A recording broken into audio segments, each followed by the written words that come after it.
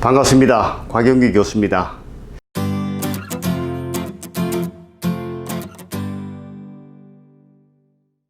올해가 6.25 전쟁 70주년을 맞이했죠. 따라서 우리 6.25 전쟁 하면 떠오르는 것이 무엇이 있는지, 우리 국민들이 첫 번째 생각하는 이산가족, 이런 문제들이 많이 생각이 나겠죠.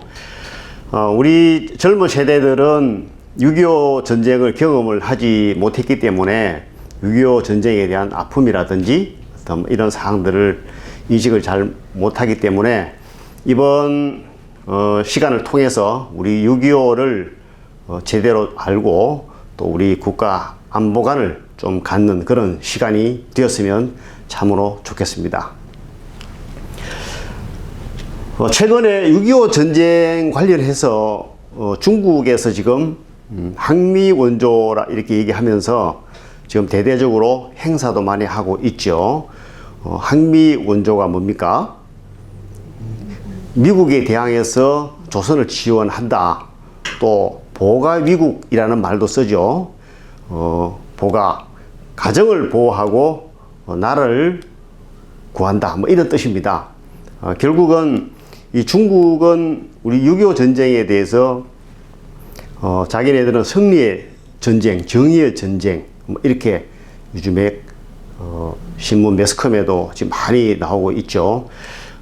과연 6.25 전쟁이 또 혹자는 지금 남침, 북침 이런 혼란도 용어도 많이 되고 우리가 정확하게 역사적으로 우리 국민들이 제대로 좀 알아야 되겠다 생각이 듭니다.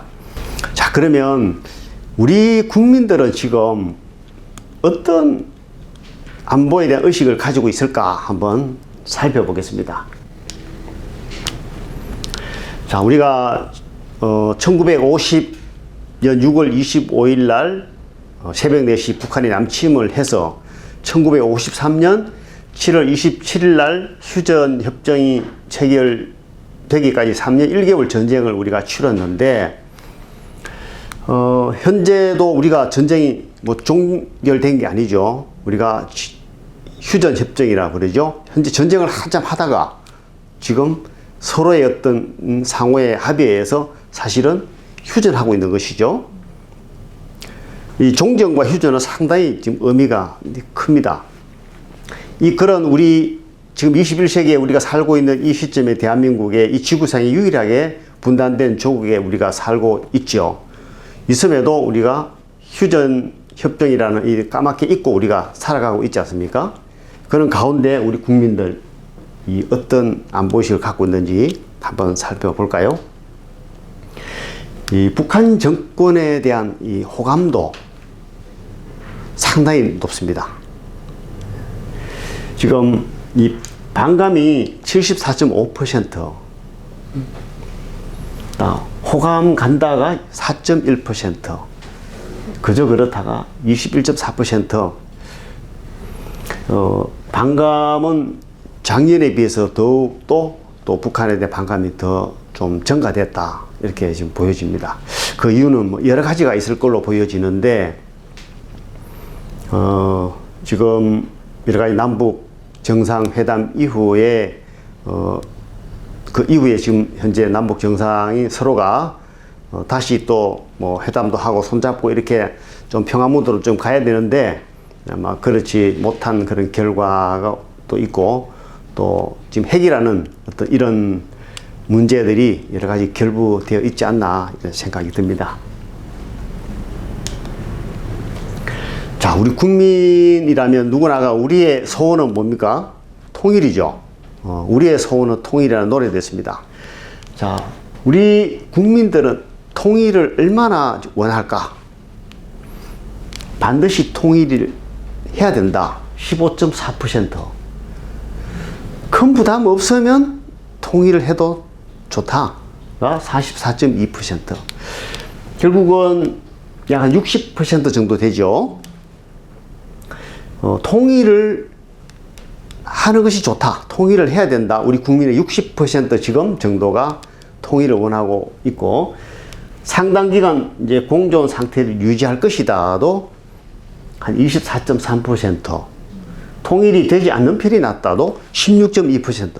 이것이 또 작년보다 퍼센트가 좀 높아졌다. 이렇게 볼 수 있습니다. 자, 이런 우리가 이제 이 공존 상태를 좀 상당 기간 유지할 것이다. 통일이 뭐 않는 것이 낫다. 이런 퍼센트들은 분석을 좀 해보니까 이 지금 뭐 청년 대학생의 어떤 이 퍼센트 수준이 상당히 높게 지금 차지하고 있습니다. 과연 그런 학생들은 뭐 어떤 생각을 가지고 현재도 우리 학생들 얘기를 해보면 청년들은 이렇게 합니다. 지금도 우리가 잘 살고 통일이 됐을 때 그런 북한에 지금 못 살고 있는 그런 경제적인 어떤 이런 문제, 그러면 우리도 뭐 그 통일된 비용이라든지 어떤 이런 것을 다 부담해야 되고 어떻게 될지 우리 대한민국도 장담을 못 한다. 뭐 하는 그런 얘기를 청년들이 하는 사람도 있죠. 어쨌거나 대한민국의 이제 60% 이상은 우리가 통일이 필요하다. 통일을 해야 된다 하는 그런 의식은 뭐 분명히 가지고 있고, 뭐 저는 개인적으로 교수는 저도 통일은 해야 된다. 그런 생각을 가지고 있습니다. 왜? 우리가 이 한반도가 통일이 되어야 또 이 우리 국제적으로 그만큼 우리 대한민국의 위상이라든지 어떤 이런 것도 나타낼 수 있는 것이고, 더욱더 뭐 경제력, 아마 통일이 되면 뭐 제 개인적인 이 소견은 5손가락 안에 우리 이 세계 강대국이 되지 않겠습니까? 저는 생각을 가지고 있습니다. 최근의 안보 상황은 불안하다가 64.1%, 불안하지 않다가 35.9%인데 왜 불안하다 이만큼 퍼센트가 높을까? 결국은 북한이 지금 핵과 미사일을 가지고 결국은 지금 국제사회에 대항을 하고 있지 않습니까? 자, 핵을 사용하게 되면 결국은 우리 한반도는 다시는 일어설 수가 없습니다. 전쟁이 나서도 안 되겠죠. 가장 중요한 것은 이 한반도에서 전쟁이 일어나지 않게 하는 것이 가장 중요하겠죠. 그래서 이 북한이 지금 핵과 미사일을 계속적으로 개발하고 있는 이 시점에 우리 대한민국 국민들은 매우 불안하다. 결국은 우리 국민들도 북한이 비핵화를 원하는 것이죠. 자, 현 정부의 대북 정책은 매우 찬성 어느 정도가 약 한 48.5%, 대체로 반대, 뭐 적극 반대가 51.5% 이렇게 좀 비슷하게 이렇게 가고 있습니다. 이 작년에는 현 정부 대북 정책이 뭐 남북 정상회담이 이제 뭐 세 차례 만나고 이래 하다 보니까 상당히 좀 찬성 쪽이 좀 높았는데, 뭐 최근에 이제 거기 조금 이제 스톱되다 보니까 조금 비율이 낮았지만 뭐 늘 이렇게 이 상반되는 어떤 이런 퍼센트는 거의 유지되는 것 같아요. 북핵 문제 해결은 원만하게 해결될 것이다. 2%밖에 안 됩니다. 결국은 우리 국민들이 당분간 해결이 어려울 것이다가 지금 65.4%, 상당히 높게 나옵니다. 결국 우리 국민들은 이 북핵 문제는 쉽게 해결될 문제는 아닐 것이다 하는 그런 의식을 대부분이 가지고 있다 하는 것이죠. 상당히 중요한 문제가 아닐까 생각이 듭니다. 어쨌거나 남북이 비핵화를 통해서 우리가 평화적으로 통일을 또 해야 되고, 그럼으로써 우리가 지금 6.25로 인해서 지금 이산가족이 얼마나 많습니까? 우리가 또 뭐 금강산 관광이라든지 뭐 이런 개성공단 지구 이런 것도 지금 다 스톱되어 있는 이런 상황에서 하루빨리 우리가 다시 남북이 좀 평화 모드로 와야 될 거라 생각이 듭니다.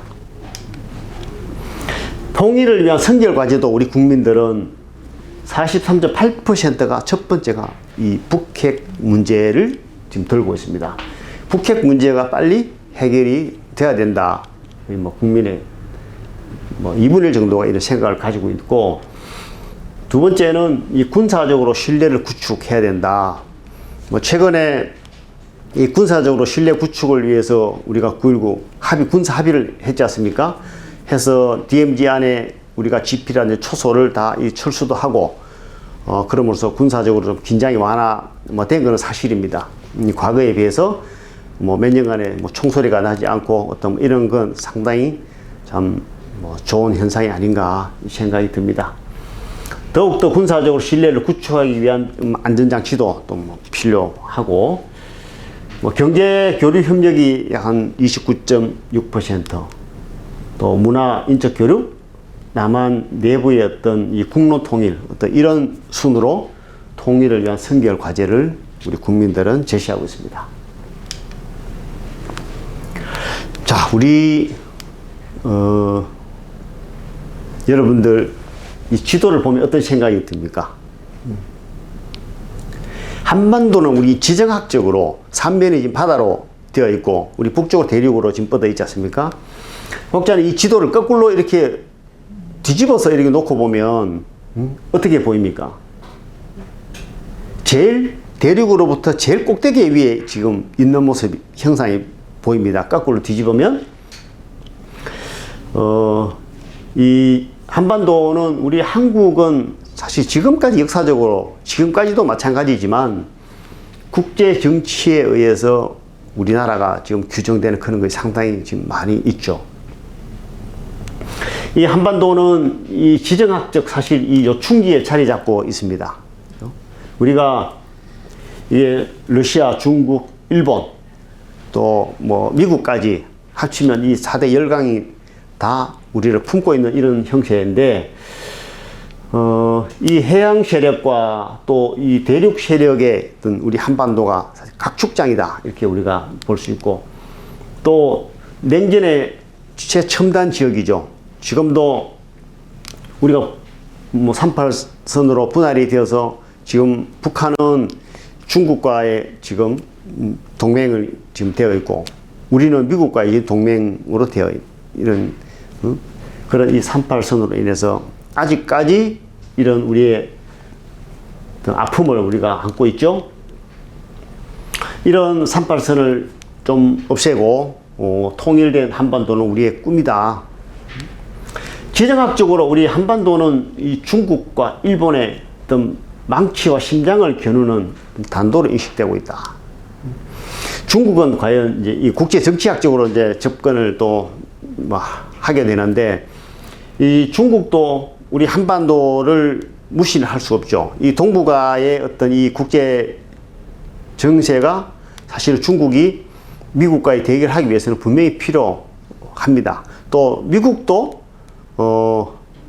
우리 한반도 이 동북아 정세, 국제 정치에 있어서 또 미국이 경찰 국가로서 이 위치를 하려면 이 한반도가 분명히 필요하고, 어떤 이런 이 한반도가 우리가 본의 아니게 이 지정학적으로 지금 우리가 국제 무대에 설 수밖에 없는 참 이런 우리가 이 나라에 지금 살고 있는 것이죠.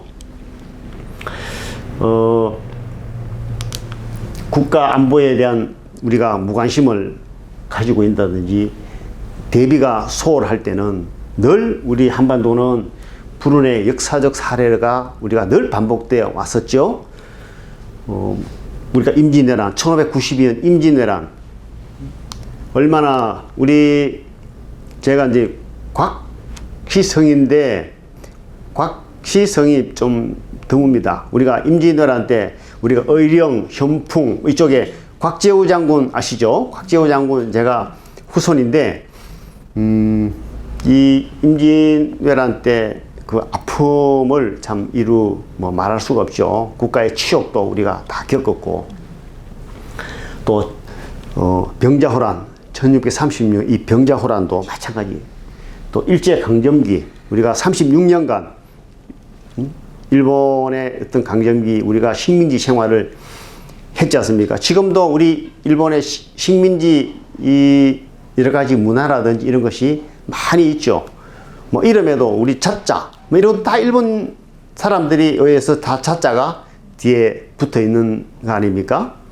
우리 어머니도 누나도 우리 누나도 지금 뭐 자자가 붙어 있고 한데 그런 아픔들이 많고 우리가 일본 용어도 상당히 아직까지 많이 지금 쓰고 있는 게 사실입니다. 뭐 그런 도시락을 뭐 벤또라 하든지 나이 좀 한 40, 50대 되는 분은 다 그런 경험이 있는데 이런 것도 뭐 일본 잔재도 우리는 빨리 어떤 좀 우리가 버리고 우리의 고유한 어떤 우리말도 뭐 써야 될 거다 생각이 듭니다. 또 그러면서 이제 남북 분단이 1945년 해방과 됨과 동시에 사실은 이 분단이 또 이게 되게 됩니다. 북한은 소련이 또 남한은 우리 미군이 예, 군정을 하면서 결국은 또 38선이 분할이 되어서 6.25 전쟁이 또 1950년에 김일성에 의해서 남침이 되게 되죠. 그래서 6.25 전쟁까지 이런 역사적으로 볼 때 늘 우리는 국가 안보에 무관심하고 또 이 대비가 소홀하면 늘 이런 아픔을 안고 있다. 그 다음은 어떻게 될지 제가 물음표를 찍었는데 다시는 이 한반도에 이런 불운의 역사를 우리는 가지면 안 된다. 결국은 우리나라를 지킬 수 있는 어떤 자주 국방을 갖추고 유비무환의 우리는 태세를 구축해야 된다. 이것이 결론입니다. 결국.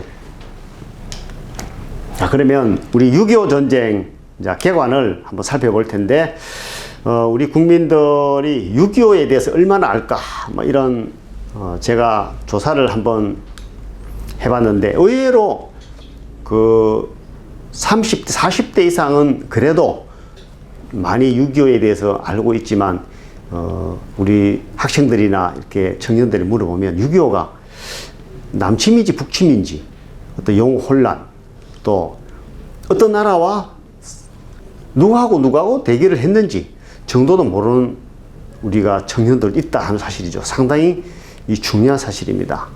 그런 것을 이번 시간을 통해서 한번 우리의 6.25 전쟁이 어떻게 이루어지고 어떻게 났는지 전체적인 객관을 설명을 드리도록 하겠습니다. 자, 전쟁사. 지난 5,000년 동안의 이 지구 전역에서 약간 26,000여의 전쟁이 지금 발발을 했는데, 이 중요한 이제 전쟁사만 몇 가지 뭐 소개를 하겠습니다. 1차 세계대전 1914년부터 18년까지 약 4년간 있었는데, 이 전쟁 비용만 약 2,820억 달러, 사상자만 1,500만 명이 있었죠. 2차 세계대전은 1939년부터 45년 1조 6천억 우리가 전쟁 비용이 있었는데 4,900만 명의 사상자가 났고, 우리 한국 전쟁은 약 한 470만 명, 걸프 전쟁은 101명 정도 우리가 이 피해 사상자가 났었죠. 더더욱 뭐 중요한 우리 2차 세계대전이 종말을 구하면 일본이 항복을 하면서 결국은 우리가 해방을 하게 된 것이죠. 결국은 1945년 8월 15일 날 일본이 이제 항복을 하면서 우리가 해방이 되었는 그런 역사적인, 결국은 해방이 되고 5년 만에 또 전쟁을 치르는 뭐 이런 아픔을 우리가 지금 가지고 있습니다. 그럼 이 우리가 전쟁사를 우리 6.25 전쟁사를 지금 제가 설명을 드리지만 학문적으로 또 이 전쟁에 대해서 조금 고찰할 필요가 있다 이 생각해서 먼저 좀 중요한 사항들을 몇 가지 좀 짚고 넘어가도록 하겠습니다.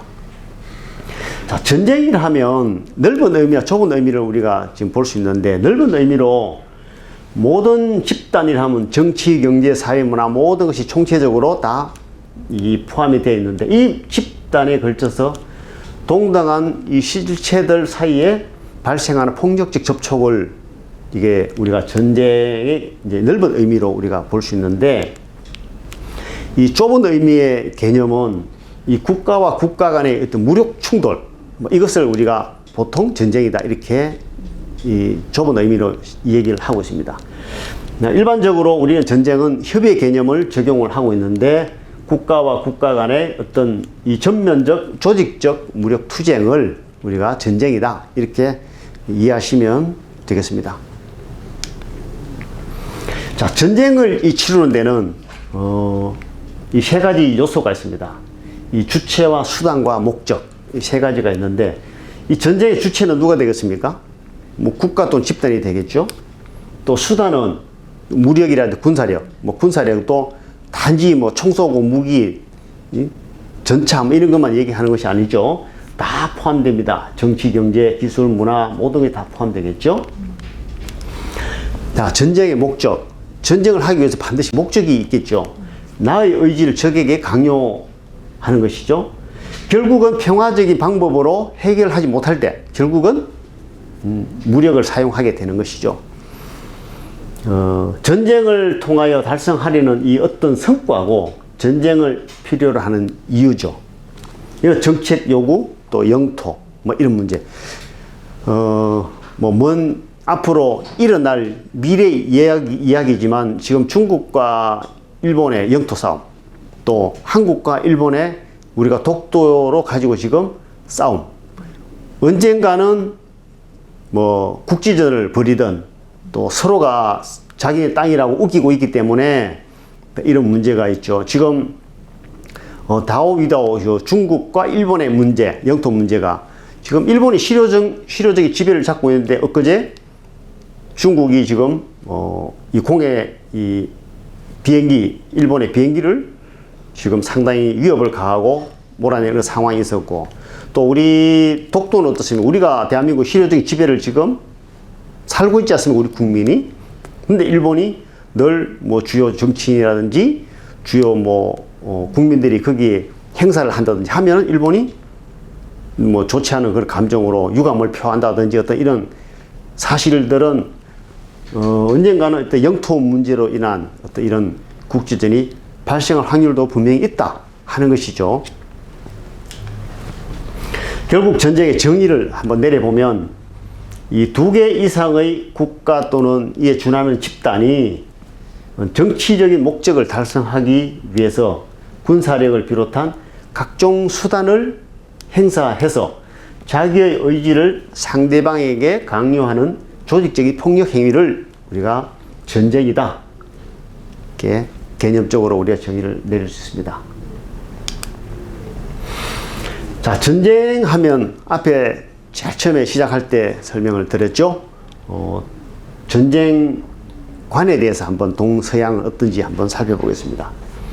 이 손자병법에 좋은 글이 상당히 많이 나옵니다. 이 손자병법에 보면 전쟁이란 국민의 이 생사와 국가의 존망이 걸린 중대사다. 신중히 검토하지 않으면 안 된다. 앞에 설명을 드렸죠. 또 국가에 유리하지 않으면 전쟁을 하면 됩니까? 안 됩니까? 안 되겠죠. 국가에 이익이 되는 바가 없으면 군대를 사용하지 않아야 된다. 국가가 위기에 있는 한 싸우지 않아야 됩니다.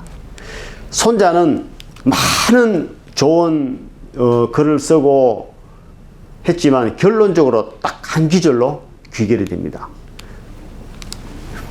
100번 싸워서 100번 승리하는 것, 이거 결코 최상의 방법이 아니다.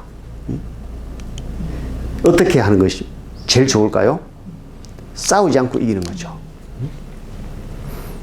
우리가 사람과 인간관계도 치고받고 싸워서 물론 좋겠지만 결국 뭐 남는 게 뭐 있겠습니까? 그 사람을 싸우지 않고 이기는 방법이 가장 최선의 방법이다. 이 손자는 정말 싸우지 않고 적을 굴복시키는 것이 최상의 방법이다. 얘기를 하고 있습니다. 그럼 또 서양은 이 전쟁론의 저자 클라우지비처, 전쟁은 정치적 수단이다. 또 정치적 행위의 계속으로 볼 수 있다 하는 것이죠. 또 전쟁은 어떤 국민, 대중, 군대, 정부 어떤 이런 속성을 가지고 있는데 국민 대중은 어떻습니까? 좀 뭐 폭력성, 뭐 정오, 적개심이 또 일어날 것이고, 군대는 개연성, 우연성에 의해서 전장의 불확실성, 전장은 늘 불확실합니다. 언제 어느 때 어떻게 바뀔지 모르는 것이죠. 정부는 정치 지도자들의 필요에 의해서 이렇게 날 수가 있다. 이 클라우디비치는 세 가지를 제시를 하고 있고, 자, 공산주의의 아버지라고 얘기하는 우리가 막스, 칼 마르크스 계급투쟁론을 주장을 했죠. 자본주의의 모순을 해결하기 위한 하나의 수단이다. 이렇게 얘기하고, 이 정의의 전쟁과 불의의 전쟁으로 이 구분을 지금 하고 있습니다. 결국은 정의의 전쟁은 해방 전쟁을 정의의 전쟁이라고 칼 막스는 보고 있고, 이 불의의 전쟁은 정복의 전쟁, 또 외국과 외국민을 정복하고 애숙시키기 위해서 일으키는 전쟁을 불의의 전쟁이다. 공산주의 세계가 실현될 때까지 어떻습니까? 전쟁은 계속 존재한다고 칼 막스는 얘기하고 있습니다. 자, 그러면 전쟁은 어떻게 일어날까? 원인은, 전쟁은 이 원인과 동기가 분명히 있겠죠.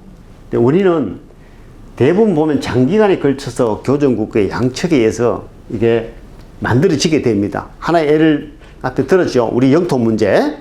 지금 뭐 독도라든지 뭐 다우이라우 이런 영토, 어떤 동북아 지역의 전쟁의 산물로 지금 역사적으로 이런 문제들이 지속적으로 지금도 계속 양국 양측에 의해서 만들어진다고 볼 수 있는 것이죠.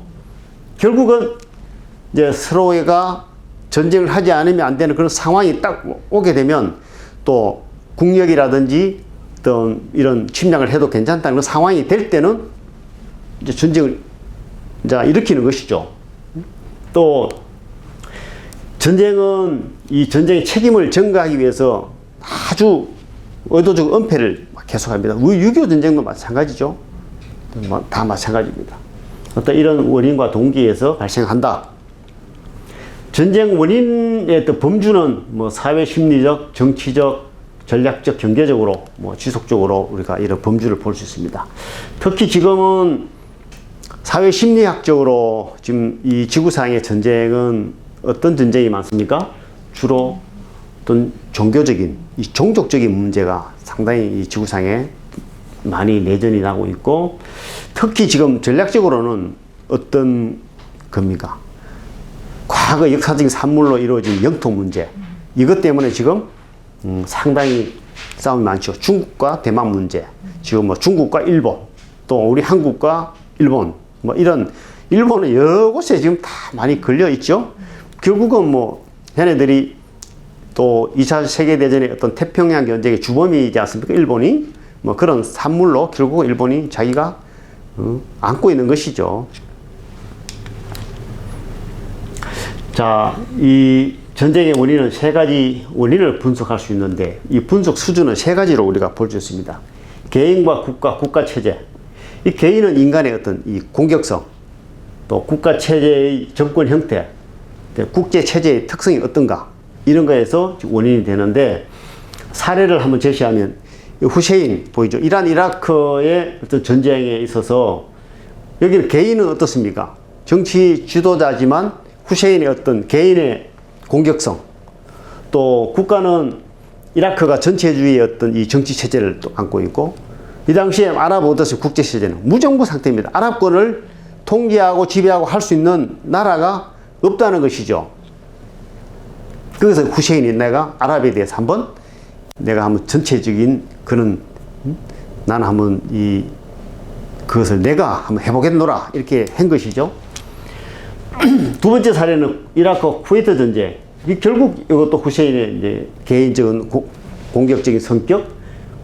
국가적으로는 이게 이제 이 이라크가 어렵다 보니까 지금 쿠웨이트를 점령함으로써 이 석유라든지 이런 것을 가지고 재정적으로 근원을 이제 마련하겠다는 그런 있었고, 또 국제적인 이런 것들은 결국은 뭐 이라크의 이스라엘에 대한 어떤 적대감이 있죠. 뭐 지금 말할 것도 없지만 결국은 또 이 친서방들은 또 쿠웨이트를 대부분 또 지지를 하고, 이 중요한 것은 이 중동 지역 내 이 전쟁을 억제할 수 있는 강력한 카리스마를 가지고 있던 나라가 없다 하는 것이죠. 이런 부재를 이 후세인이 좀 아랍권을 제패하려는 이 야망을 가졌다 하는 것입니다. 이 전쟁의 이제 목적과 목표인데, 이 전쟁의 목적이 뭘까? 전쟁을 통해서 달성하려는 어떤 성과다. 이렇게 얘기할 수 있습니다. 또 전쟁을 필요하는 이유, 이것이 목적이겠죠.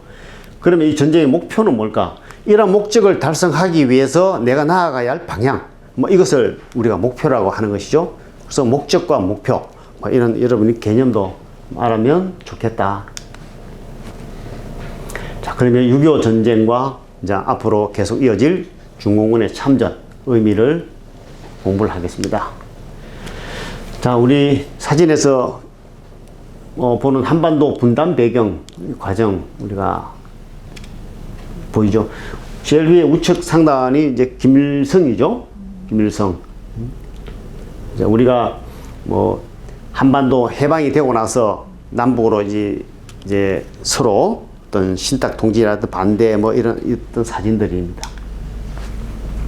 자, 우리가 이 전쟁 후에 전후에 한반도는 왜 38도선으로 분할이 됐는지, 우리가 1945년 8월 15일 날 2차 세계대전으로 일본이 항복을 하면서 결국 이제 해방이 되지 않습니까? 해방이 됐는데, 2차 세계대전 종전 후에 한반도 문제에 대해서 상당히 국제적으로 논의가 많이 이루어지게 됩니다. 어떻게 할 것인가? 뭐, 카이로 회담은 이 적당한 시기에 자유롭고 독립된 국가, 한민족에 대한 통일 정부가 있어야 된다. 또 얄타 회담에서는 한반도의 신탁 통지를 잠정 또 뭐 의결하게 되고, 포츠담 회담에서는 일본의 무조건 항복, 또 한반도의 독립을 재확인하는 어떤 회담이 있었는데, 이게 이제 이 포츠담 회담에서 일본에 대해서 항복을 해라. 이게 일본은 결국은 항복을 하지 않고 결국은 핵무기 사용을 협의를 하게 되죠. 결국은 일본의 8월 6일과 9일에 히로시마와 나가사키의 핵폭탄, 결국은 그것으로 일본이 이제 항복을 하게 됩니다. 또 소련은 대일 전에 미국이 이제 소련이 이 대일 전에 참전을 선포를 하게 되는데, 이 소련은 눈치를 관망을 한참 보고 있었죠. 할까 말까 망설인 와중에 일본의 패망이 이제 8월 6일날 9일날 이제 핵폭탄을 히로시마 나가사키에 맞고 나서 보니까 일본이 패망할 확률이 거의 뭐 99% 되다 보니까 이제 일본이 대일전 참전을 하게 되죠. 여기에 따라서 이 청진에 상륙하고 평양을 점령하게 됩니다. 또 미국의 어떤 일반 명령, 이것 38도선 결정을 하게 되고, 여기서 미국의 입장은 사실 소련의 어떤 한반도 점령에 대한 우려가 컸었죠. 또 소련이 양보 가능한 경계선을 설정을, 이게 38도선을 한 것이죠. 결국은 미국은 일본군 무장해제를 또 가지고 있는 것이고, 소련은 이 북한 지역의 공산화를 서로가 좀 입장이 틀린 것이죠. 결국은 이제 소련군이 38도선 이북을 8월 26일 점령을 지금 하게 되고, 미국은 이제 24군단 인천에 이제 9월 8일 날 상륙을 지금 하게 되고, 결국은 이 38도선도 이 한국의 의지와 무관하게 어떤 우리가 외세의 영향하에 남북 분단 상황이 또 형성이 되게 됩니다.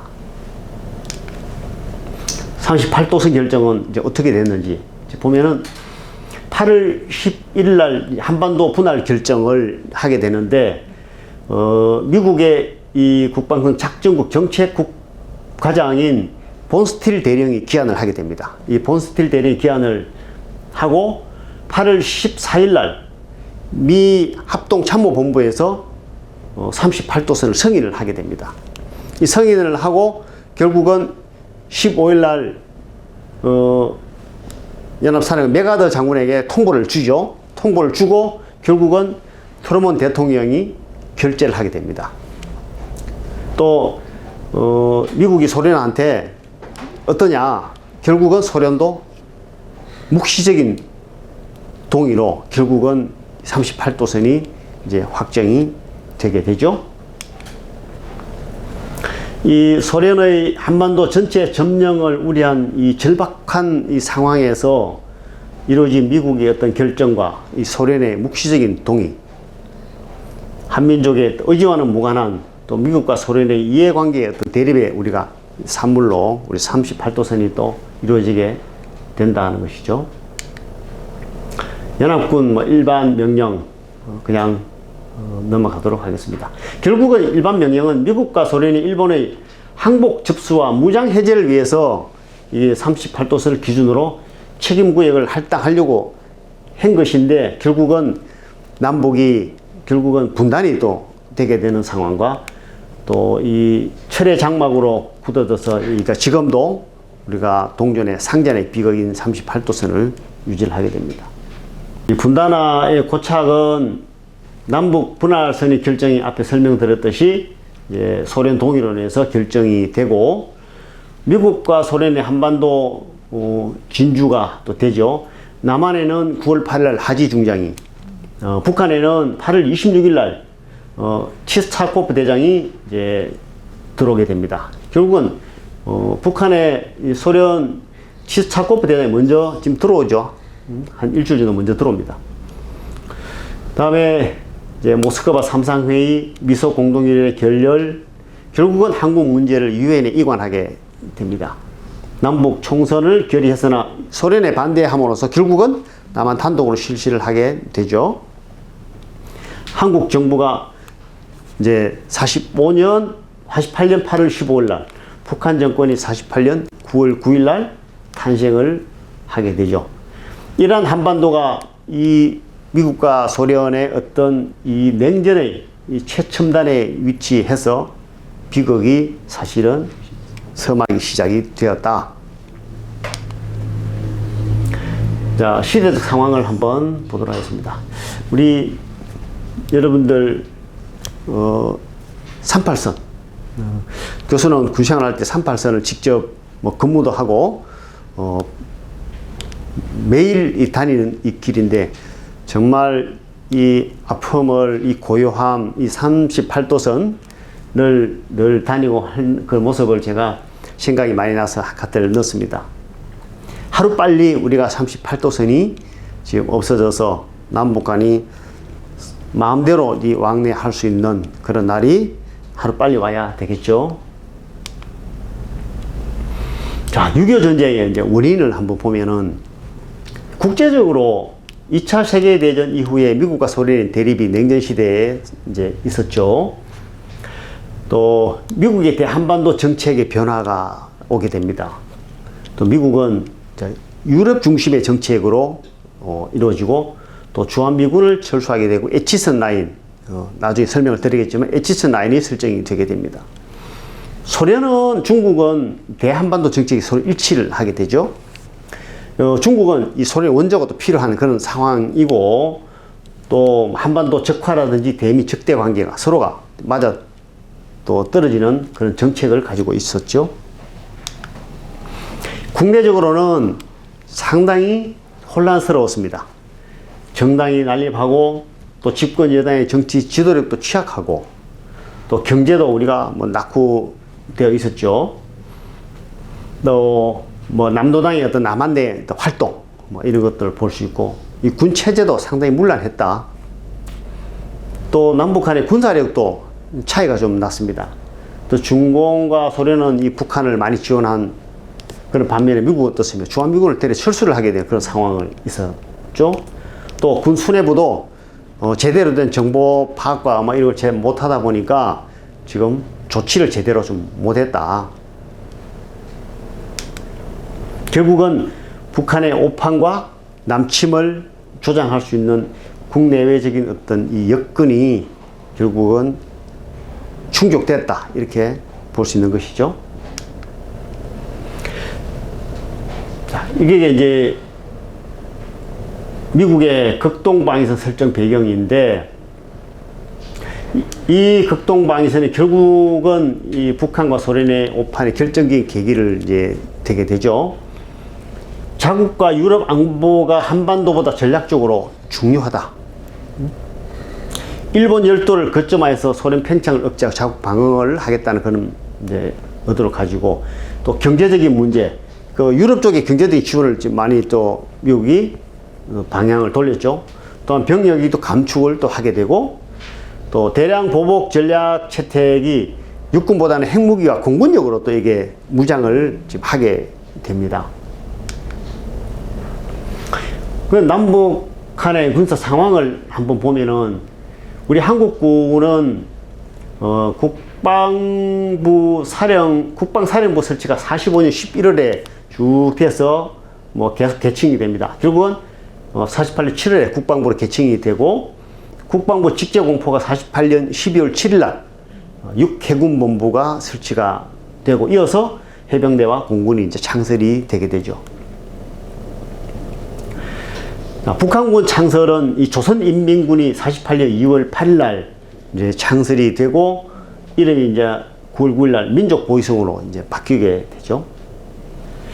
그 당시에 우리가 한국군과 이 북한군의 이 군사력을 한번 비교해 보면 병력은 약 2대1 정도 이 현재 차이가 나고 전차는 우리는 한 대도 없었고 북한이 242대를 지금 전차를 T-34 전차를 앞세우고 공격을 했던 것이죠. 야포는 우리 한국은 91문 겨우 105mm 이제 곡사포 요 정도 수준이고 또 북한군은 뭐 야포를 포함한 이 대전차포 565문을 지금 가지고 있었고 이거 1대6의 어떤 비율을 포병도 차이가 나죠. 함정도 뭐 36척 우리 결국 가지고 있는 반면에 지금 북한은 115척을 보유를 하고 있었죠. 뭐 항공기는 우리는 연락기, 연습기 정도 총 22대만 갖고 있었죠. 이제 북한은 전투기라든지 저공 습격기 뭐 이런 거 포함해서 226대. 훈련도 우리는 뭐 겨우 대대급 정도 훈련 수준을 지금 하고 있었고 북한은 사단급 훈련, 이 보전포 또 협동 훈련 이런 것도 다 마스터한 이 상황입니다. 여러분 뭐 어떻습니까? 우리가 6.25 전쟁의 그 당시에 군사적인 이 남북한의 어떤 비교 보면은 전쟁이 질 수밖에 없겠죠. 이 군사력이 어떤 비교 측면에서도 보면은 거의 뭐 한국이 이길 수 없는 그런 분명한 이 상황입니다.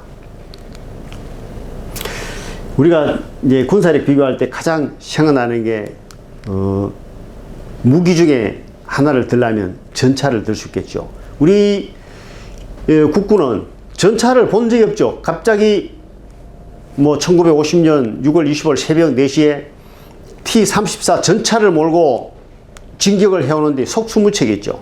결국은 이 전차의 속도에 따라서 계속 우리 대한민국 영토는 계속 뺏긴 것이죠. 결국은 3일 만에 우리가 서울을 내주게 되는 그런 아픔을 겪어서 사실은 우리 대한민국이 이 전차 개발에 상당히 공을 많이 들입니다. 결국은 지금은 우리가 K1, K2 전차가 세계적인 전차로 발돋움해서 세계 가장 정말 최고의 이 전차를 우리가 가지고 있죠. 지금 북한하고의 어떤 이 양적인 문제는 이 북한이 좀 높을지 모르지만 이 질적인 문제는 이 북한과의 어떤 무기 체계에서 사실은 우리 한국이 상당히 높은 수준에 있다 하는 건 분명한 사실입니다.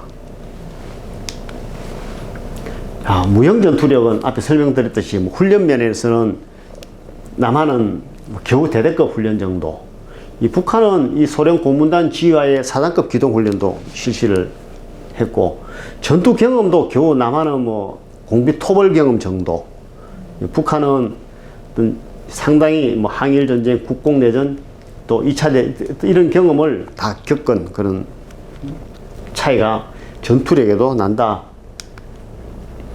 또 군사 대비 태세는 북한군의 남침 징후도 또 무시를 우리가 했고 이 부대 교대를 그냥 남침을 갖다 부대 교대 징후로 우리가 처리를 좀 했다는 데 있고 또 정부의 어떤 미온적인 조치 또 군 수뇌부의 모순된 어떤 조치 뭐 이런 그 당시에 경기태세 발령 해제를 6.25 나기 전날 바로 해제하는 문제 또 지휘관 교체 뭐 이런 여러 가지 문제들이 총체적인 어떤 위기관리의 어떤 능력이 부재해서 북한의 어떤 이런 기습 어떤 충격파가 더더욱 또 커졌다 하는 사실입니다. 그럼 6.25가 이제 일어나게 됩니다. 언제 일어납니까? 제가 대학생들과 청년들한테 물어보면 6.25 전쟁이 언제 일어납니까? 하면 몇 퍼센트 정도 알까요? 몇 퍼센트 상당히 낮습니다. 1960년인가? 뭐 이렇게 하는 우리 학생도 있고, 1950년 6월 25일 날 새벽 4시에 북한군이 기습 남침을 하게 되죠.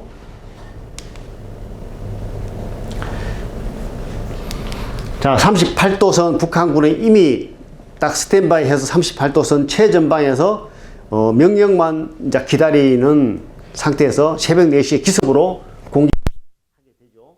하게 되면서 북한군이 T-34 전차를 몰고 앞세워서 진격을 합니다.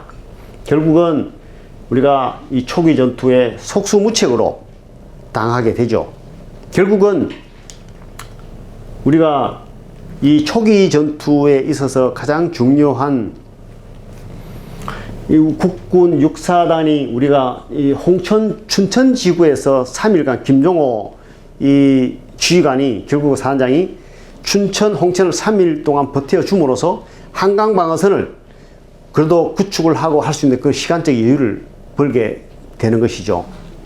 그래서 우리 전쟁사의 초기 주요 전투에 육사단의 어떤 춘천 지구 전투를 좀 중요하게 많이 생각을 하고 있습니다. 결국은 이 3일간의 어떤 이 지연으로 인해서 북한군의 어떤 수원 진출과 서울 후방 차단의 차지를 북한군이 빚게 되는 것이죠. 보는 사진들은 6.25가 나면서 이제 서울 시민들 나무로 뭐 소달구지를 이렇게 해서 피난 행렬을 우리가 볼 수 있습니다. 많이 얼마나 가슴이 아픈 일입니까? 자, 해군은 아까 얘기했듯이 겨우 뭐 연습기, 뭐 연락기 해가 22대 정도밖에 없죠. 뭐 이런 거 결국은 이제 해군은 대한해협 해전에서 이 백두산함이 최초로 북한 무장 수송선 게릴라 600명을 격침을 하게 되는 전과를 이제 올리게 됩니다. 공군은 앞서 설명드렸듯이 몇 대 되지 않는 이 비행기를 가지고 결국은 이 폭탄을 안고 결국은 터뜨리는 뭐 이런 손으로 투하는 이런 작전을 했다는 것이죠. 결국은 7월 5일 날 미 5공군이 참전을 하고 7월 22일 날 정도 돼서 제공권을 장악해요. 결국은 얼마나 지났습니까? 6월 25일 날 북한이 이제 공격을 해서 7월 20일이면 거의 한 달 가까이 되지 않습니까? 이 해공군의 어떤 제공권이 상당히 전쟁에 또 중요하죠. 자, 이렇게 공격을 하면서 서울이 불과 3일 만에 함락이 되게 됩니다. 결국은 서울을 내어주고 한강교가 폭파되면서 우리 한강교가 폭파되면서 결국은 피난민도 못 넘은 국민도 많고 우리 군인도 국군도 이북에서 내려오지 못하는 그런 상황이 이렇게 발생이 돼버리게 되는 거죠. 그래서 이 결국 한강 폭파에 대한 책임을 누군가는 져야 되지 나중에 이제 전후의 문제로 또 한강 폭파에 대한 문제가 또 커지게 됩니다. 따라서 이제 서울을 3일 만에 내어주고 이제 계속적으로 물러나면서 지연작전을 하게 되는 것이죠. 자, 지연작을 하면서 이렇게 되다 보니까 생각보다 북한군의 진격이 빠르고 심각하다는 그런 생각을 이제 갖게 되죠. 따라서 미군이 참전하는 경위를 한번 간단하게 살펴보면 이제 6.25가 발발되고 이제 하루가 지났습니다. 26일 날 제1차 유엔 안전보장 이사회가 개최가 되죠. 결국은 북한군은 38도선 이북으로 철수하고 한국의 또 원조라든지 북한 원조를 금지한다. 또 국가 이제 NSC에서는 지령 제1호를 하달하게 되죠. 이게 뭐냐? 한국군 무기 탄약을 지원하고 주한미군을 빨리 철수시켜라. 또 조사단을 파견해라. 이게 전쟁 나고 하루 만에 이제 이게 회의가 되고 6월 27일 날 2차 이제 안전보장 이사회가 개최가 되죠. 여기에 이제 군사 원조 제공을 하는 결의가 되게 됩니다. 29일 날 이제 4일 정도 지났죠. 그때 메가더 장군이 한국 전선에 시찰을 이제 하게 되고 지령 3호가 중요한데 북한 지역의 해공군 사용을 승인을 하게 됩니다. 결국은 6월 30일 날 이제 5일이 지난 이후에 미 지상군 투입을 이제 결정을 하게 됩니다. 이 개전 초에 미국의 이제 정책적인 입장을 한번 보면은 한국에서의 공산 침략을 방관하지 않겠다. 또 한국 정부를 탄생시킨 유엔을 통해서 대처한다. 이것이죠. 여기서 이제 고려사항이 나오는데, 야, 이 공산 침략을 방치할 경우에는 또 다른 공산 침략이 또 우려가 된다 하는 것이고, 미국과 소련의 이 대결로 확대될 가능성이 우려가 있다. 또 한국 정부를 탄생시킨 미국과 유엔의 권위에 도전한다는 인식을 가지고 용납을 안 된다 하는데 이제 입장을 가지고 있죠. 미국은. 그러나 미국의 이제 초기 작전이 실패를 하게 되죠. 우리가 미국은 이 장차전에 대한 오판을 하게 됩니다.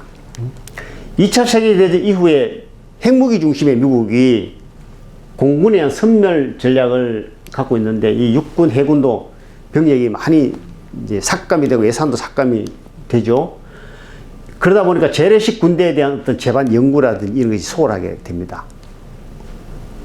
또 미 극동사령부 정보 판단도 좀 부적절했고, 미국의 전투준비 태세가 지금 미흡했는데 어떤 전술면 또 뭐 훈련면, 뭐 장비면, 특히 이 장비면에서 소련제 T-34 전차에 대한 어떤 대항할 만한 무기가 좀 부재했다 하는 것이죠.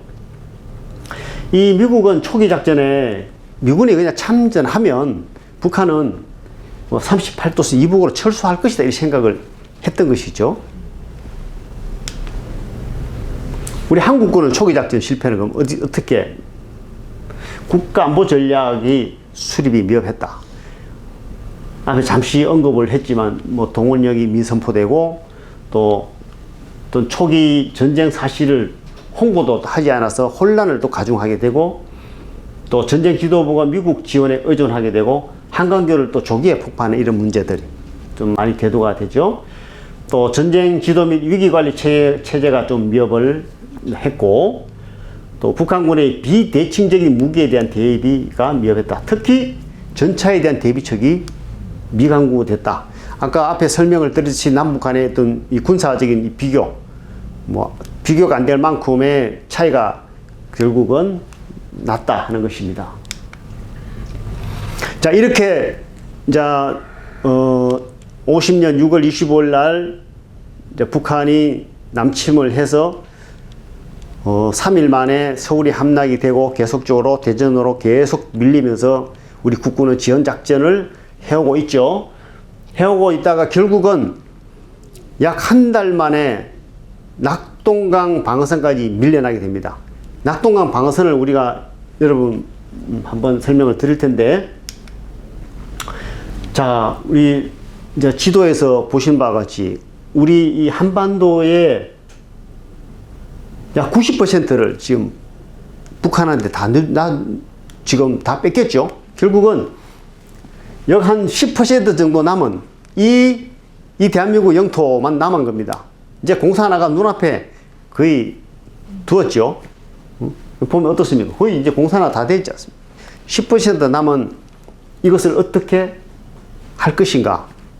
과연 대한민국의 공산화 되는가? 이제 갈림길에 서게 됩니다.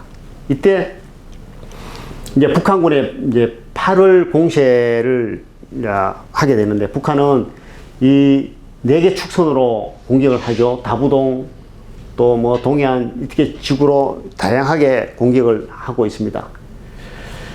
또 9월에는 이 5개 집단이 다정면으로 동시에 압박을 이제 하게 되죠. 그러나 이제 우리가 북한이 공격에 이어서 낙동강 방어선이 왜 이렇게 낙동강 방어선을 형성을 했는가? 여러 가지 이제 이유가 있습니다. 여기는 이제 우리 이 낙동강 방어선은 그야말로 우리 민족의, 우리 대한민국의 명운이 걸린 최후의 보루입니다. 여기를 이제 뺏기면 그대로 공산화가 되는 것이죠. 그래서 여기 이 낙동강은 강을 연해서 이제 방어를 하다 보니까 어떻습니까? 공격하는 자와 방어하는 자 어떤 게 유리할까요? 앞에 장애물이 강이 흐르고 있을 때는 방어하는 자가 유리하겠죠. 아무래도 공격을 하려면 강을 건너야 되고 뭐 시간도 지체해야 될 것이고 뭐 이런 여러 가지 문제들이 있기 때문에 우리가 낙동강을 연해서 이제 구축한 것이 낙동강 방어 작전입니다. 자, 이 낙동강 방어선은 마산에서 낙동리까지 한 160km, 또 청송에서 영덕, 낙동리로부터 영덕까지 이게 한 80km 정도, 이렇게 지금 방어 작전을 구축을 하게 되죠. 자, 마산 남지 외관 낙동리 여기 160km, 낙동리로부터 영덕까지 80km. 교수도 고향이 대구 현풍인데 거기에 우리 고향이 6.25 때 폭격을 맞아가지고 완전히 아무것도 없이 죄만 남았어요. 그래서 우리 부모님이 피난 갔다가 우리 할아버지는 몸이 불편해서 결국 피난도 못 가고 할아버지를 거기 이제 우리 뒷산에 토굴이 있었는데 굴에 먹을 거 뭐 이런 걸 다 넣고 피난을 갔다 와 보니까 할아버지는 뭐 돌아가셨고 집은 다 폭격 맞아가지고 죄만 남은 그런 상황에 그런 아픔을 저도 겪은 우리 부모님들인데 그야말로 이 낙동강 방어선을 두고 여기에 마산, 남지, 외관 이쪽 전투가 엄청나게 치열했죠. 이게 지금도 가면 뭐 집 근처에 폭탄 이런 것들이 아직까지 많이 남아 있습니다. 그러면 왜 이 낙동강 방어선을 연해서 이렇게 구축을 했을까? 낙동강 방어선이 갖는 이점이 있죠. 방자의 이점이 있습니다.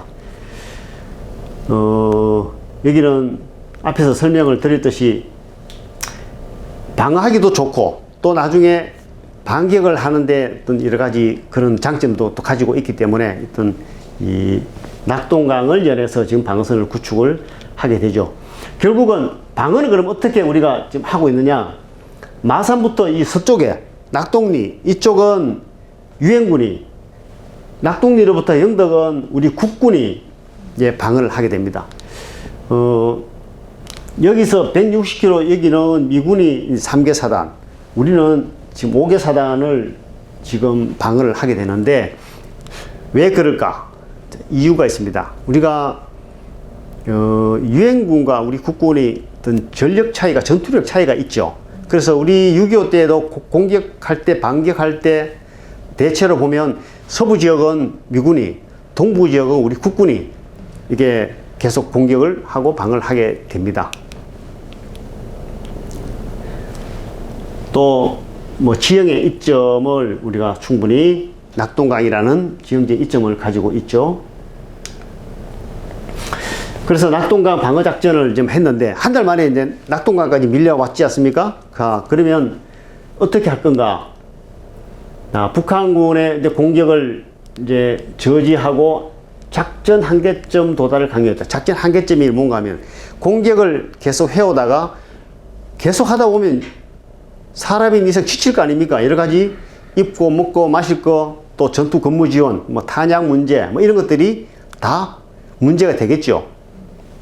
또 이러다 보니까 이제 북한군의 전투력이 상당히 그 38도선에서 낙동강 방어선까지 공격을 하는데 상당히 뭐 수백 킬로 되는데 긴 시간 동안 공격을 해오면서 이 북한군도 전투력이 급속히 좀 떨어지게 되죠. 그러다 보니까 전투력도 초반보다는 올수록 집중력이 계속 떨어지게 됐죠. 또 이게 전장이 계속 길어지다 보니까 보급이라든지 탄약 이런 것들이 수급이 제대로 또 안 되는 문제. 또 이 김일성이가 무리하게 또 전쟁을 이렇게 뭐 공격을 하다 보니까 이 전투 의욕도 많이 좀 상실이 됐다 하는 겁니다. 또 유엔군의 이제 반격 여건은 이제 조성면에서 보면은 이 전투력이 계속적으로 이제 부산항으로 계속 들어왔죠. 전투 근무 지원을 포함해서 무기 뭐 여러 가지 다 이게 이제 정원이 되게 됩니다. 또 특히 중요한 것은 공중 또 해상 우세권을 미군이 갖고 있다 보니까 당시에 이제 뭐 이제 북한군을 압박을 하고 공격하는 데서 많은 폭격을 하다 보니까 거기서 북한군 전력이 많이 다운이 된 것이죠. 어떤 지형과 또 지리적인 어떤 이점 이런 것이 결론적으로 낙동강 방어 작전을 뭐 성공 요인으로 볼 수 있습니다. 자, 낙동강 방어 작전의 교훈을 보면은 미국과 유엔의 또 신속한 참전이 있었고 또 한국군의 취집권을 유엔에 좀 이양하게 되죠. 따라서 연합 체제를 구축하게 됩니다. 아직까지 우리 좀 아쉬움이 지금 전시 작전권을 지금 아직까지 우리가 갖지 못하고 있다는 이 사실이 막 가슴이 아픈데 우리도 빨리 우리가 자주 국방을 하고 또 도움을 받지 않아도 우리가 지킬 수 있는 그런 능력이 될 때 우리가 뭐 작전권을 받는 조건으로 지금 계속 협의를 하고 있는 것이죠. 빨리 우리 대한민국이 작전권을 가져와서 우리가 우리의 어떤 권한을 가져야 된다 하는 데는 모든 국민이 뭐 동감하리라 생각이 듭니다. 한미 연합 작전에 대한 체계적인 준비가 또 했다. 북한군의 초기 전투력을 좀 오판 과소평가 또 했고 한미 연합군의 또 통합 지상 작전 수행이 좀 위협을 했다 하는 것이죠. 이러한 한반도 지형, 이 낙동강이라는 지형 특성을 고려해서 효과적인 작전 계획 수립이 필요하다 하는 겁니다. 자, 그러면 이 낙동강 방어선에서 이제 약한 보름 동안 이제 계속 전쟁을 이제 치르고 있습니다. 자, 북한군 전투력도 좀 떨어지고 이런 가운데 이제 반격을 해야 되는데 이제 어떻게 하는가 한번 보도록 하겠습니다. 38도선 최초 돌파 50년 10월 1일 날 3사단 23년대가 최초로 38도선을 도달하게 돼. 이제 3사단에서는 우리 국군의 날을 10월 1일 날 하고 있죠. 여러 가지 설이 있습니다. 이게. 설이 있는데 이 3사단에서는 10월 1일을 뭐 최초로 우리가 38선을 넘었다 해가지고 그 기념을 저는 국군의 날 기념이다 이렇게 얘기를 하고 있죠. 자, 반격 작전기를 한번 보면은 이제 9월 15일 날 인천 상륙 작전을 시행한 날부터 시작이 되는데 11월 30일까지를 우리가 반격 작전기로 우리가 지금 봅니다. 자, 북한의 계획은 전략적으로는 어떤 계획입니까? 공산화죠, 공산화. 예.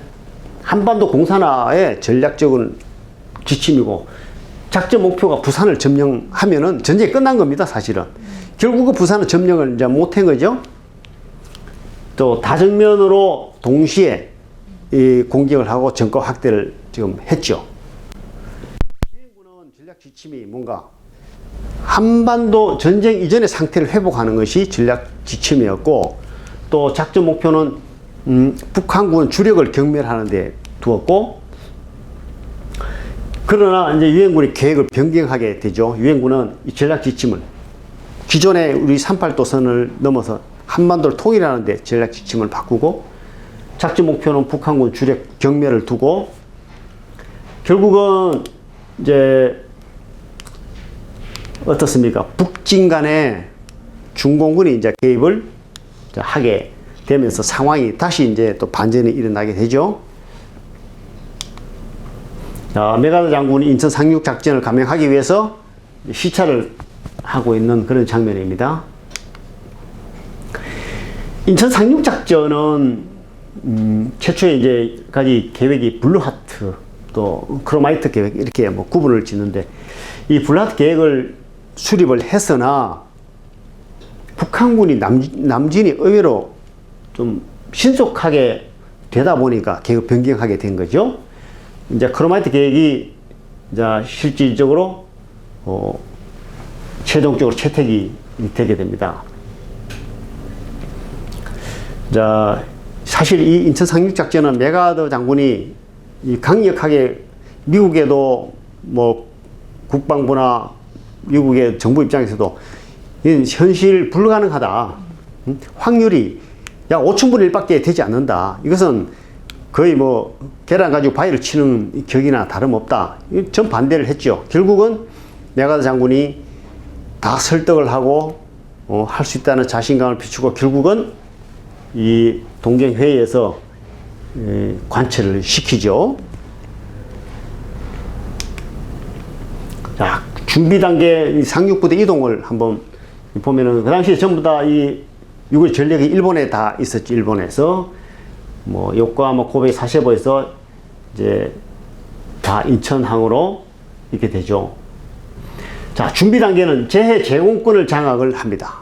바다와 하늘을 일단 장악을 하고 동서해안을 봉쇄를 하고 서해안에 이제 도서 점령 작전을 실시를 하는데 여기 이제 덕적도 영흥도 점령을 하고 이 중요한 것은 이렇게 군산과 평양이 폭격을 막 하게 됩니다. 이것은 뭘까? 인천 상륙작전을 하기 위한 기만 작전을 이제 하게 된 것이죠. 여기 이제 9월 11일부터 12일까지 이동을 시작하고 함정 약 한 261척이 이제 하고 실질적인 인천 상륙작전의 작전 개시는 9월 15일을 기준으로 합니다. 자, 앞에 설명드렸듯이 유엔군이 군산과 평양에 폭격하는 이런 거죠. 이때 이제 해군과 이제 공군이 이제 제공권을 다 갖고 미군들이 갖고 있기 때문에 사실 가능했던 것이죠. 여기 이제 뭐 레드 비치, 그린 비치, 블루 비치 이렇게 세 개 우리가 지도를 우리가 볼 수 있습니다. 이제 인천이 있고 이제 월미도. 이제 경과를 보면은 사실은 이 적은 약 한 10,000여 명 정도가 인천과 김포 이때 지금 있는 걸로 이제 보죠. 결국은 이 전략 지침을 한반도 통일에 두고 이제 서울을 작전 목표가 중요합니다. 작전 목표가 서울을 확보하고 병참선을 차단하고 이 작전 개념은 1단계는 월미도를 탈환해서 2단계는 인천 해안 교두보를 확보하고 3단계는 미 8군과 연결 작전을 하는 것이죠. 그런데 결국은 이 인천 상륙 작전의 수행한 실질적인 이제 그 목적은 이제 작전 목표는 이제 서울 확보를 해서 북한이 병참선을 차단하게 되면 어떻게 됩니까? 현재 낙동강 서울부터 지금 낙동강 방어선까지 북한군이 지금 들어와 있는 그 전력을 거의 완전히 도가니든 지로 묶겠다는 거죠. 결국은 북한군 주력을 경멸하겠다는 그런 의도를 갖고 있는 것이죠. 결국은 이제 나중에 보면 김일성이가 도저히 안 돼가지고 후퇴 명령을 내리는데 이제 북한군이 뭐 1군대, 2군단 다 후퇴를 막 하면 도망을 하게 됩니다. 결국 도망을 하다가 못 간 그런 뭐 전투원들은 어떻게 합니까? 전부 다 유격전을 펼쳐라 해가지고 산속으로 다 또 흩어지게 됩니다. 그래서 거기에 이제 북한군도 상당히 전투력 손실을 많이 입고 사상자도 많이 나오게 되죠. 이제 실제 그 사진인데 이제 인천 상륙 작전을 하는 그런 이동하는 모습이고 또 메가더 장군이 현장 시찰을 하게 되는 것이죠. 다시는 우리 전쟁이 일어나서는 안 되겠죠. 우리 만약에 이제 한반도 전쟁이 났다. 서울 이 고층 빌딩, 잠실 빌딩, 롯데, 뭐 월드, 63 빌딩 남아나겠습니까? 다시는 우리 일어설 수 없는 그런 상황으로 갈 수도 있다는 것이죠. 이 인천 상륙작전에 대한 논쟁이 미국에 상당히 좀 심각하게 논쟁이 됐죠. 이거는 뭐 불가능하다. 확률이 5천분의 1밖에 안 되는 이런 도저히 하면 안 된다.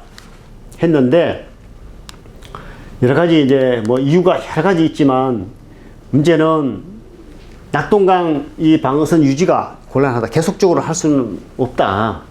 또 일본 방어의 공백이 있고 어떻습니까? 인천은 여기 이제 조수의 간만이 상당히 극심하죠.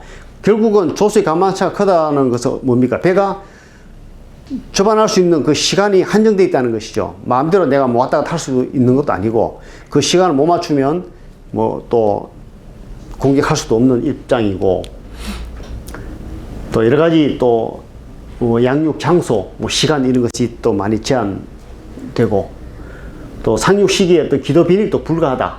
이 만조 시기가 15일, 11일, 13일 이거밖에 없다는 것이죠. 이 세 개를 놓고 고민을 결국은 현재 15일을 이제 택한 것이죠. 이제 메가더 장군은 주장이 이렇습니다. 저건 이제 지금 낙동강 방어선만 빨리 이거 부산을 점령하면 전쟁이 끝난다는 생각을 가지고 전방을 계속 지금 공격을 하고 있는 상황에 후방을 지금 무시하고 있다. 또 공격을 지금 계속 하다 보니 지금 38도선에서 낙동강 방어선까지 상당히 수백 킬로 있던 이 신장된 전투력, 이 병참선이 길다 보니까 여러 가지 문제가 뭐 식량, 탄약 이런 것 제공이 제대로 지원이 안 되고 있는 이런 상황. 또 전투부대가 전부 다 낙동강이 다 배치가 북한군이 다 10개 이상 사단이 다 배치가 압박을 하고 있는 상황에 예비 병력이 별로 없다 하는 사실을 또 뭐 주장을 했고 이 아군이 상륙 작전이 우리가 불가능하다고 하는데 적도 뭐 어떻게 오겠냐. 분명히 적도 그렇게 생각할 것이다. 따라서 메가더는 그러면 기습이 가능하지 않느냐 뭐 이런 주장을 했고 또 인천을 통해서 서울을 수복하면은 우리 한국 국민에게 정치적인 심리적 안정을 주고 또 적은 불의의 역습을 당해서 혼란을 일으켜서 낙동강 전선이 스스로 무너질 수도 있다 하는 주장을 펼치죠. 이러한 인천 상륙 작전은 이제 군사과학의 승리라기보다는 이 메가더 장군의 어떤 개인적인 승리로 우리가 많이 평가를 하기도 합니다.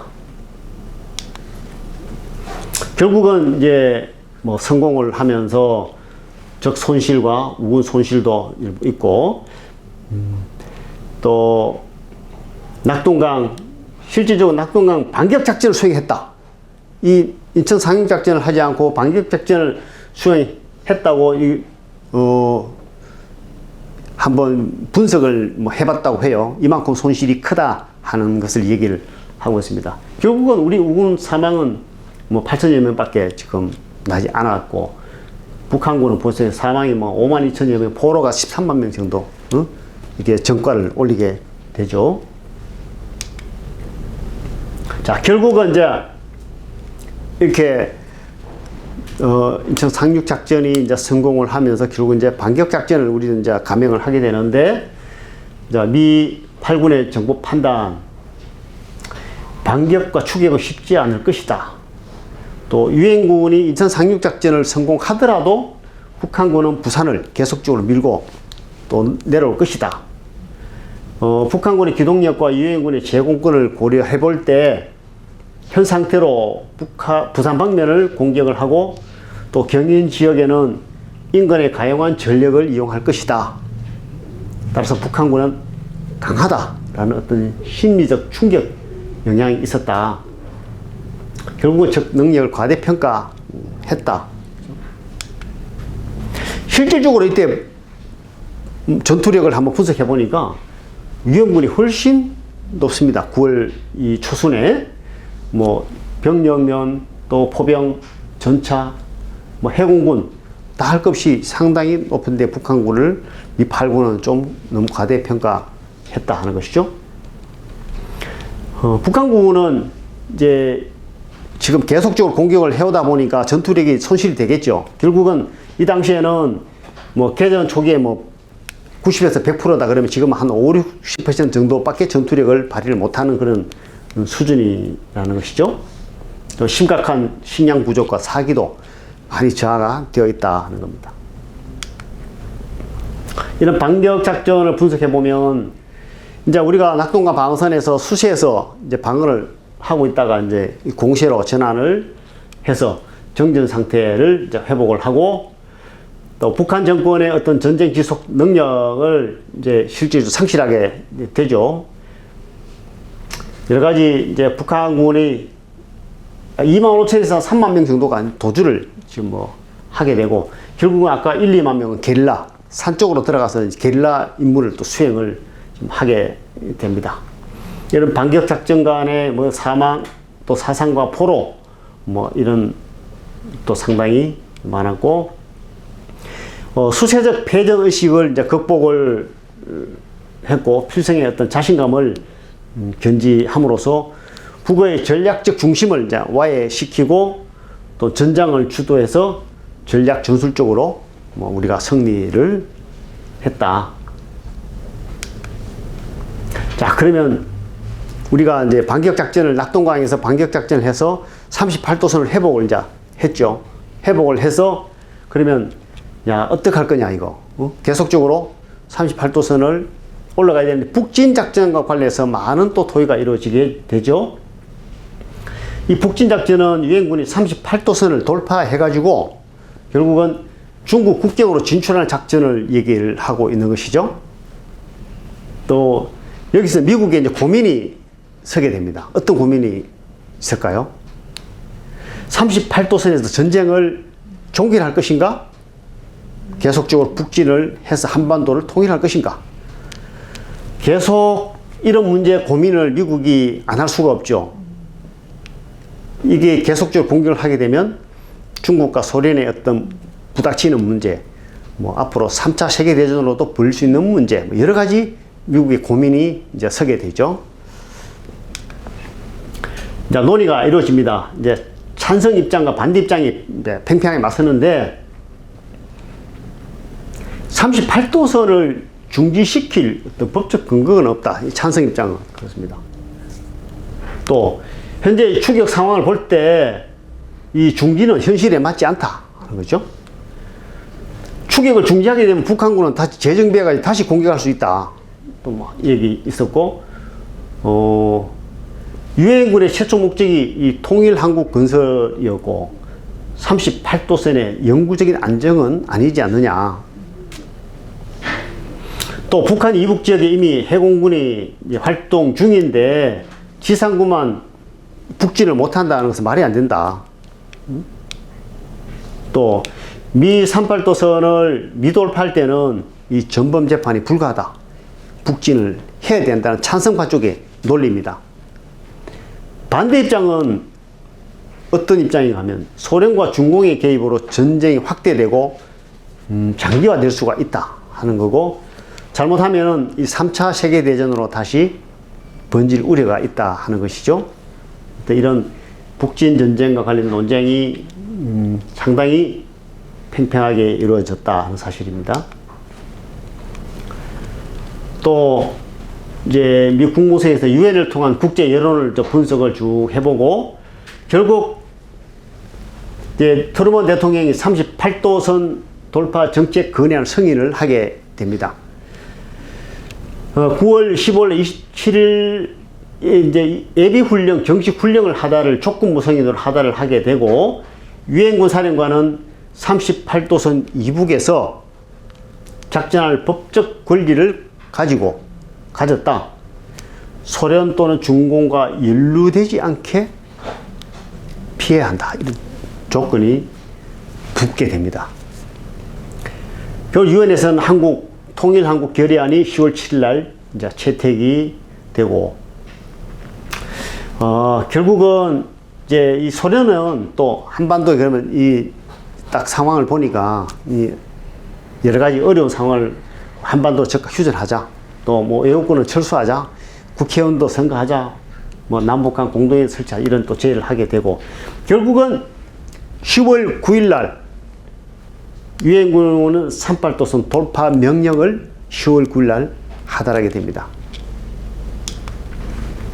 자, 북진작전의 경과를 보면은 10월 24일 날 총 추격 명령을 하달하지만 한국군 단독으로는 사실 어떻습니까? 할 수 있는 한계가 있죠. 우리 전투력이 한계가 있기 때문에 유엔군을 뭐 같이 이게 북진하지 않고서는 우리 단독으로는 불가능한 일이죠. 따라서 이게 이제 초산까지, 수풍에서 초산, 중강진, 백두산까지 이제 공격을 우리가 하게 되죠.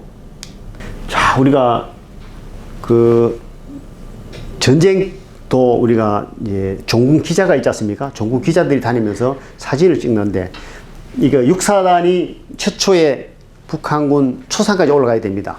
이 압록강에 그 수통을 가지고 그 병사가 물 뜨는 장면, 우리 한 40, 50대 이상 되시는 분은 그 교과서에 사진이 항상 실린 그 사진 한 장이 그 종군 기자가 엄청나게 명성을 날렸죠. 그게 바로 이 초산까지 통일을 그 눈앞에 두고 압록강까지 가서 그 육사단 장병의 그 모습, 정말 통일을 눈앞에 두고 가슴 아픈 일이 발생이 되게 됩니다. 뭡니까?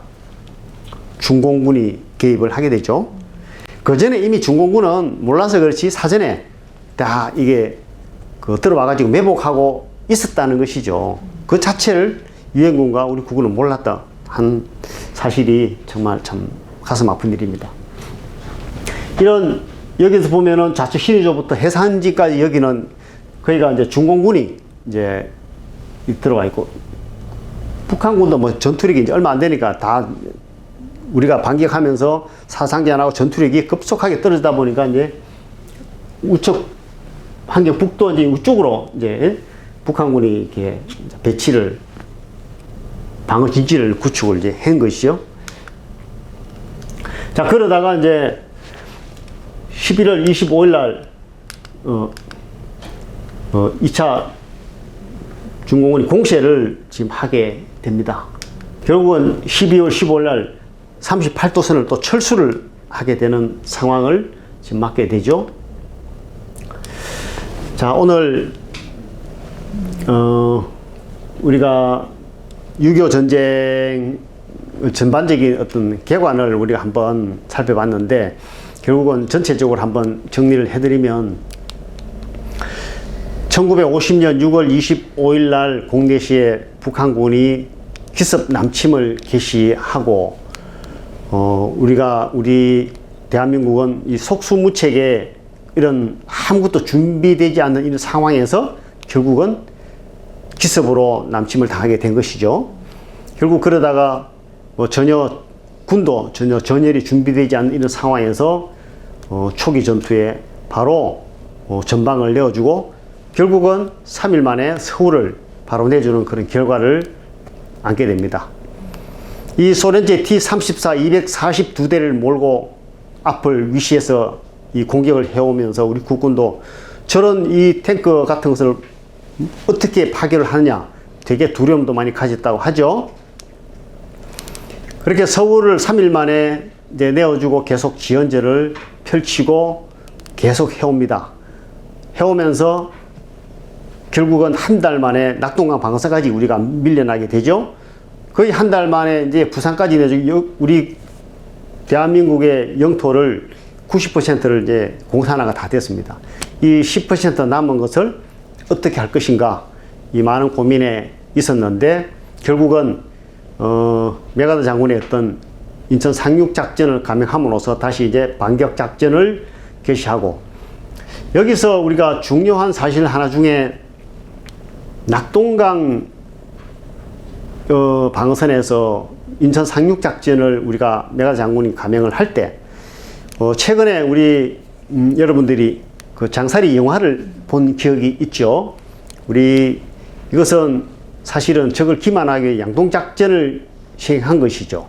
결국은 거기에 우리 이 학생들의 어떤 희생과 그것이 없었다면 과연 또 인천 상륙작전이 성공을 했을까 하는 그런 것도 좀 우리가 많이 지금 최근에야 뭐 영화도 나오고 하지만, 그 사람들은 그 숭고한 조국을 위한 정말 자기 몸을 던져서 장사리 이 전투에 총도 제대로 못 쏘고 뭐 하는 그런 학생들이 다 모여가지고 갔다는 사실은 우리 역사적으로 좀 그것도 좀 더 깊이 있게 연구를 해서 그 사람들의 어떤 가치가 좀 더 높아져야 되고, 인천 상륙작전만 이 부각이 물론 대단한 작전이나 우리가 6.25의 전사의 획을 끈 것은 분명한 사실입니다. 그 사실에 뒷받침한 것이 우리가 장사리 전투에 우리 학도병이 있었다 하는 사실도 함께 우리가 이렇게 알고 우리가 돼야 된다는 사실이죠. 6.25 전쟁 이제 반격 작전을 해서 10월 1일 날 우리가 3사단이 38도선을 다시 회복을 하고 북진 작전을 해서 다시 어떻게 됩니까? 거의 통일을 눈앞에 두고 압록강까지 우리가 진격을 했죠. 진격을 하고 나서 그러면 다시 중공군의 압력에 밀려서 다시 어떻게 내립니까? 다시 또 후퇴를 또 반복하게 되면서 또 어떻습니까? 서울을 또 내주게 됩니다. 적에게 서울을 또 내줍니다. 결국은 37도선에서 우리가 지금 중공군에 밀려서 전세를 우리가 유지를 하고 있는 그런 차원에서 다시 우리가 38도선을 회복을 하고 그 가운데 이제 휴전 협정이 시작되면서 결국은 38도선이 지금 우리가 이루어지고 있는 이 6.25 전쟁은 뭐 전체적인 골격은 이제 방금 교수 설명한 뭐 그 정도 골격입니다. 이런 38도선을 이제 휴전을 시작하면서 이 38도선을 연한 그 전투가 또 치열하게 이루어집니다.